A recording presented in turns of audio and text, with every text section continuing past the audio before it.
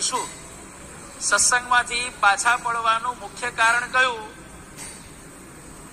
જેને એમ થયું કે આટલી બધી સેવા કરીએ, આટલા બધા નિયમ પાડીએ, રોજ મંદિરમાં આવીએ, આપણી વેલ્યુ શું? બસ જેને આ ગ્રંથિ મગજમાં બેઠી એટલે સમજી લેવાનું કે સત્સંગમાંથી ધીરે ધીરે પાછા પડવાનો સમય આવ્યો છે. કોઈ ધીમે ધીમે પાછા પડે, કોઈ ઝડપથી પાછા પડે, પણ ગાડીને રિવર્સ ગિયર તો લાગ્યો, આટલું સમજી લેવાનું.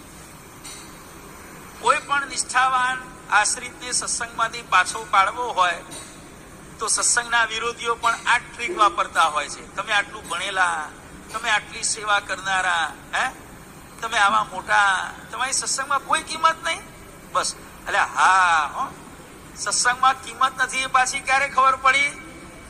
બીજાએ કીધું ત્યારે ખબર પડી. ત્યાં સુધી પોતાને એમ જ હતું કે સત્સંગમાં મારા જેવી કોઈની વેલ્યુ જ નથી. એટલે આ વેલ્યુ શબ્દ છે ને એ બહુ ભંગાર છે, સમજી લેવાનું.